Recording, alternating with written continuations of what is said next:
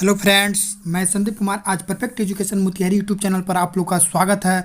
आज हम आप लोग के लिए नीति निर्देशक तत्व डीपीएस से जितने रिलेटेड क्वेश्चन हैं और उसका जो बेसिक थ्योरी है आपको आज बताएंगे। जो नीति निर्देशक तत्व जो भाग 4 में उपस्थित है उसके अंतर्गत क्या क्या आते हैं उसके बारे में आज हम चर्चा करते हैं। तो चलते हैं अपने टॉपिक की ओर। देखिए, सबसे पहले नीति निर्देशक तत्व के बारे में जानिए। नीति निर्देशक तत्व क्या है, इसको शॉर्टकट में हम लोग डीपीएस भी कहते हैं।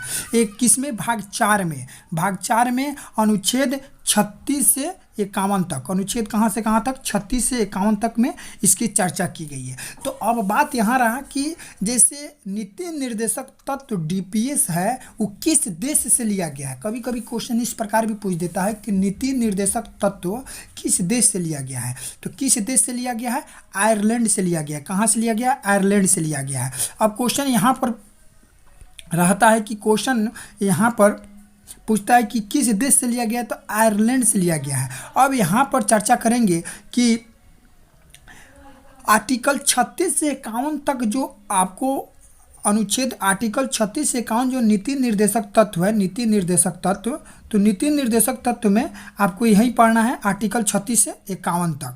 अब 36 से 51 तक में पहला 36 है, तो आर्टिकल 36 में क्या करता है, राज्य की परिभाषा को दर्शाता है। क्वेश्चन पूछेगा कि राज्य की परिभाषा किस आर्टिकल के तहत दर्शाया जाता है, चाहे उसका वर्णन है, तो आर्टिकल 36 के तहत इसका वर्णन है। अगला क्वेश्चन, अब क्वेश्चन पूछता है कि आर्टिकल 37 के बारे में। तो आर्टिकल 37 क्या है, तो आर्टिकल 37 जो है न्यायालय द्वारा ये परिवर्तनीय नहीं होता है, लेकिन मौलिक अधिकार जो आर्टिकल 37 आपको दिखाई दे रहा है यहाँ, आर्टिकल 37 जो है न्यायालय द्वारा परिवर्तनीय नहीं है, लेकिन मौलिक अधिकार में न्यायालय द्वारा परिवर्तनीय है। ये आपको थोड़ा सा डिफरेंस माने मौलिक अधिकार से उसमें है, इसमें नहीं है। तो आप नीति निर्देशक तत्व जो आर्टिकल 37 है उसमें न्यायालय द्वारा परिवर्तनीय नहीं है, आर्टिकल 37। अब आगे देखते हैं क्वेश्चन क्या है।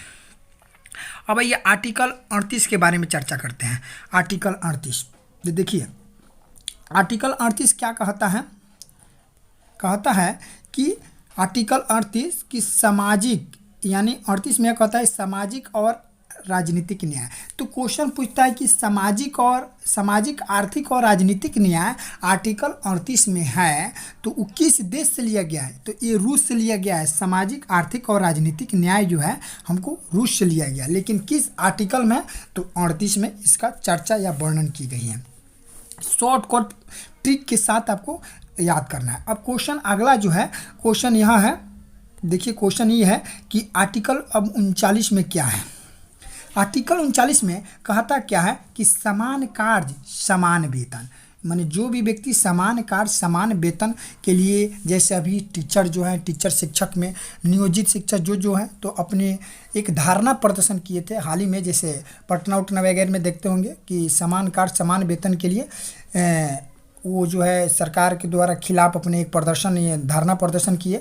तो वो आर्टिकल 39 में यह चर्चा की गई है, उसका उल्लेखनीय है। अब बात रहा कि आर्टिकल 40 में, देखिए आर्टिकल 40, अब क्वेश्चन पूछता है कि आर्टिकल 40 में किसका वर्णन उल्लेख है, तो किसका उल्लेख है, तो आर्टिकल 40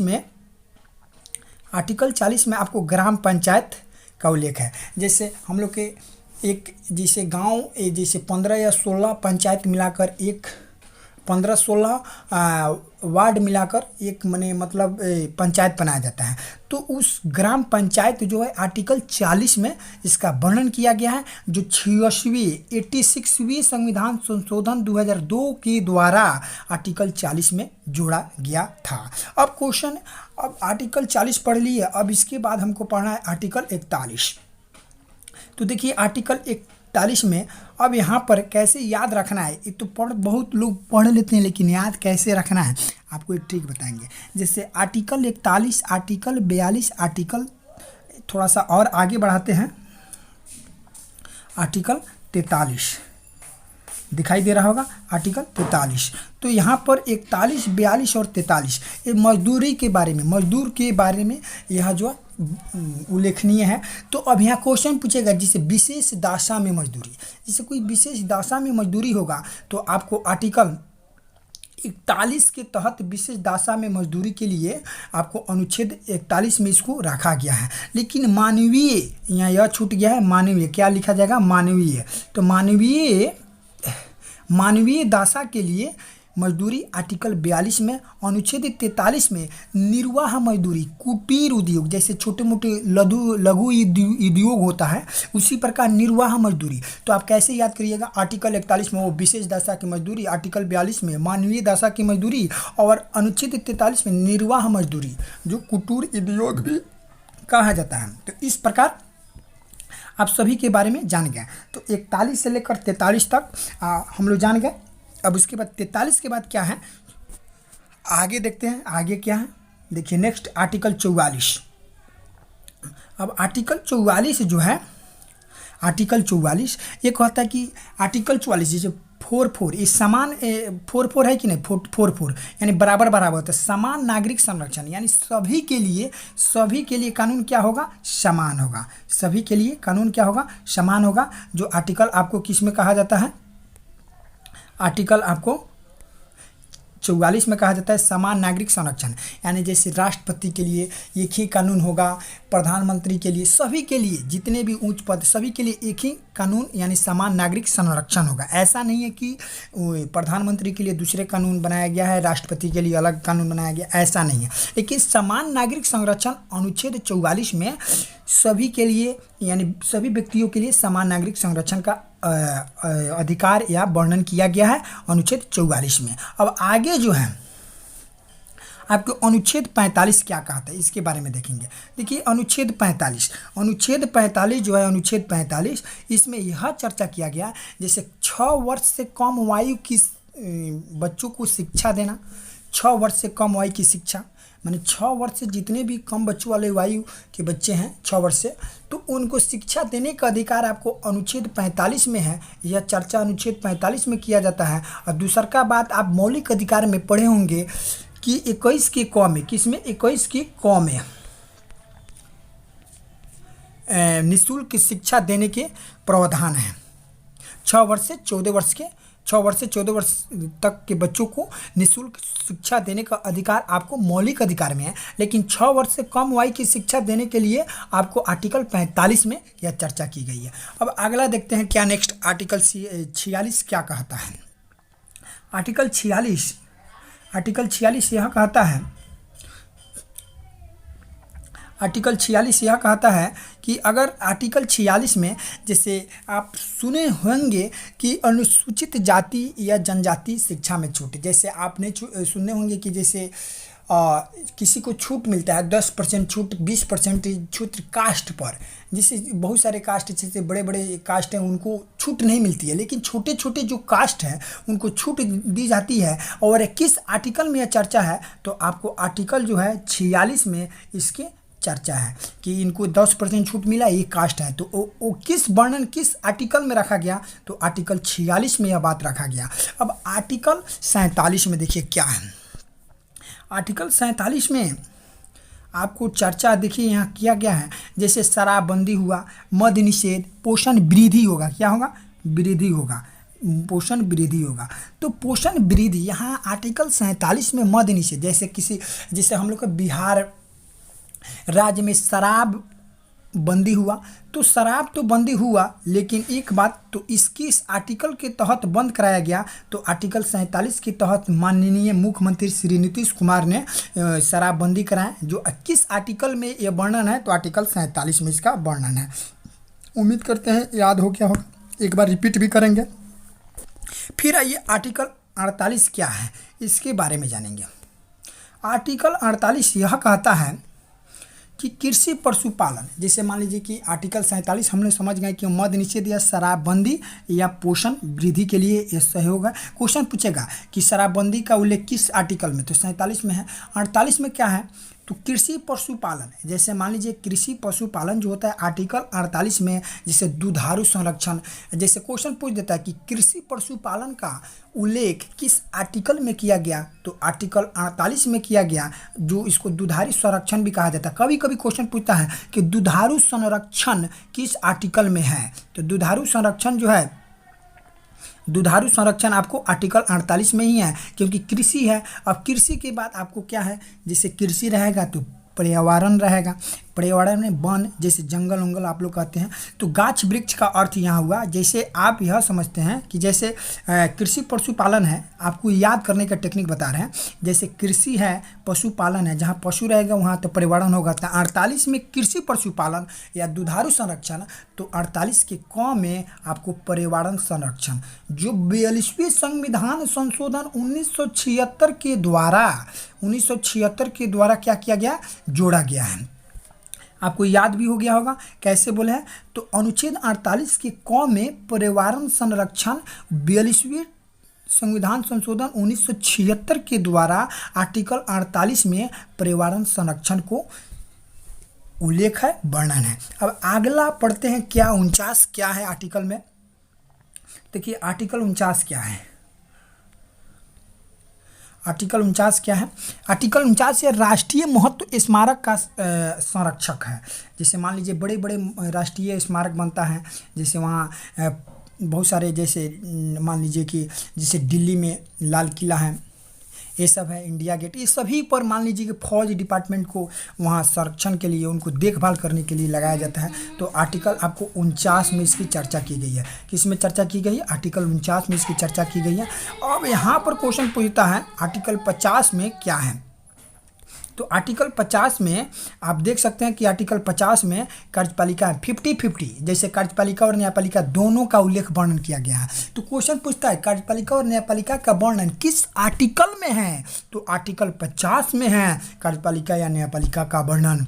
अब यहाँ क्वेश्चन यह है कि अनुच्छेद आर्टिकल जो 51 है उसमें क्या है, तो क्वेश्चन पूछता है अंतर्राष्ट्रीय शांति सुरक्षा, अंतर्राष्ट्रीय शांति सुरक्षा किस आर्टिकल में है, तो अनुच्छेद 51 में यह चर्चा किया गया है कि अंतर्राष्ट्रीय शांति सुरक्षा जो है आपको आर्टिकल 51 में इसका वर्णन किया गया है। तो उम्मीद करते हैं याद भी हो गया होगा। एक बार फिर से रिपीट करते हैं, देखिए रिपीट करते हैं शुरू से। पहले हम लोग क्या पढ़े, पहले हम लोग 36 पढ़े, एक बार फिर से रिपीट करते हैं शॉर्टकट रिवीजन।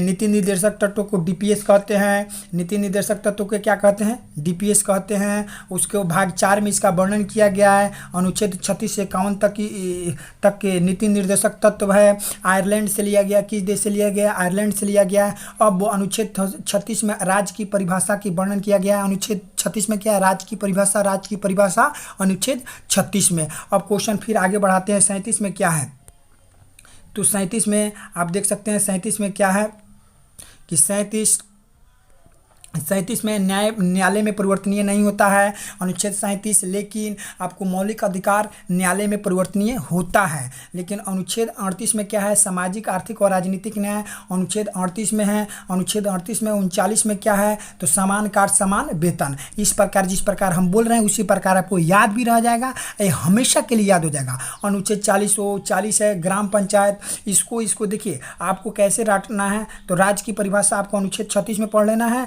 37 में न्यायालय परिवर्तनीय, और यहाँ से 38 और 39 ये दोनों एक बार याद करना है। अनुच्छेद 38 सामाजिक आर्थिक और राजनीतिक है, और अनुच्छेद 39 समान कार्य समान वेतन। अब आगे जो है केवल अनुच्छेद 40 ओनली वन याद करना है, रिलेटेड नहीं। 38-39 रिलेटेड, लेकिन 40 जो है आपको इसको ओनली वन एक लिए याद करना है। कैसे, तो अनुच्छेद 40 में ग्राम पंचायत जो 86वें संविधान संशोधन 2002 के द्वारा इसको जोड़ा गया। अब आगे बात करते हैं, देखिए अब यहाँ से आपको 41 तक, 41 में क्या है, क्वेश्चन पूछता होगा कि 41 में क्या है, तो 41 में आप देखिए 41, 42, 43 एक में तीनों रिलेटेड याद करना है, तीनों को एक बार में याद करना है। मोस्ट 41 में जैसे विशेष दशा, 42 में मानवीय दशा, 43 में निर्वाह मजदूरी किस आर्टिकल में, तो सभी जितने भी मजदूरी आर्टिकल को पूछे तो 41, 42, 43। अगर 41 बोले तो विशेष, और 42 बोले तो मानवीय, और 43 बोले तो निर्वाह मजदूरी, ऐसे याद करना है। 44 आप समझते हैं कि 40-40 बराबर बराबर है, तो समान नागरिक संरक्षण, समान नागरिक संरक्षण 40-40 है। अब 45 में क्या है, तो 44 हो गया, तो 45 को अलग याद करना है कि 6 वर्ष से कम आयु के बच्चों को शिक्षा देना है, 6 वर्ष से कम आयु के बच्चों को शिक्षा देना किसमें, तो आर्टिकल 45 में। अब यहाँ पर आइए 45 के बाद हम पढ़ेंगे 46, 47, 48, 49 क्या है। अब यहाँ पर 46 में देखिए, हम लोग 45 में यह पढ़े कि 6 वर्ष से कम आयु के बच्चों के लिए शिक्षा प्रदान करना किस में है, तो आपको आर्टिकल 45 में है। 44 में समान नागरिक संरक्षण है। अब 46 में देखिए, जैसे छूट की बात, अनुसूचित जाति और जनजाति की छूट आपको 46 में। 47 में क्या है, तो शराबबंदी या मद्य निषेध का बंद करना, यानी अनुच्छेद 47 और ये दोनों एक रिलेटेड याद कीजिएगा। 46 में आपको क्या है, अनुसूचित जाति और जनजाति शिक्षा में छूट है। मद्य निषेध या शराबबंदी आपको अनुच्छेद 47 में है। अब 48 और 49 एक बार रिलेटेड याद कीजिएगा। जैसे कृषि पशुपालन के लिए 48 और 48 के क में पर्यावरण संरक्षण, जो आपको 42वें संविधान संशोधन द्वारा 1976 में जोड़ा गया। अब उसके बाद 49 में देखिए क्या है, 49, 50, 51। अब तीनों को इसको अलग याद कीजिएगा। 49 में कैसे याद कीजिएगा, तो 49 में ऐसे याद कीजिएगा कि राष्ट्रीय महत्व स्मारक संरक्षण में, राष्ट्रीय महत्व स्मारक संरक्षण और 51 एक बार याद कीजिएगा। 49 में राष्ट्रीय महत्व स्मारक और 51 में क्या, अंतर्राष्ट्रीय शांति सुरक्षा। अब 50 तो आप जानते हैं 50-50 कार्यपालिका और न्यायपालिका। तो उम्मीद करते हैं कि आपको सभी जितने नीति निर्देशक तत्व 36 से 51 तक आर्टिकल हैं सभी आपको याद हो गया होगा। इसको 1 से 2 बार रिपीट कर लें। और मेरा पहली बार इस वीडियो को बनाए, अगर कहीं गलत भी हो जाए तो अगला बार फिर प्रयास करेंगे कि इसको समझ अच्छा से बनाएं, ताकि हमको पहली बार जो मेरी टेक्निकल टीम है वो ये बात बताई है, लेकिन थोड़ा सा गड़बड़ हो चुका, तो उसके लिए तहे दिल से माफ़ी मांगना चाहता हूं। अगर कहीं कोई मिस्टेक हो, यानी जैसे जो टाइपिंग कराने में जो मिस्टेक हो उस पर थोड़ा सा अगर गलती हो तो तहे दिल से माफ़ी मांगते हैं। अगर अच्छा लगा होगा तो दोस्तों में शेयर और सब्सक्राइब करना ना भूलें, ताकि आपके लिए हम फिर लाइव क्लास लेकर आएँ। एक केल्विन जब सब्सक्राइबर हो जाएगा 1000 सब्सक्राइबर, तो आपके लिए हम लाइव क्लास लाने के लिए सभी व्यवस्थाओं को सुनिश्चित कर दिए हैं। लेकिन आपको केवल सब्सक्राइब बढ़ते ही, एक केल्विन सब्सक्राइब होते ही आपको हम क्या करेंगे, आपको एक लाइव क्लास के साथ आएंगे, एकदम प्रीवियस ईयर क्वेश्चन के साथ। तो चलते हैं, उम्मीद करते हैं आपका दिन शुभ हो। Thank you.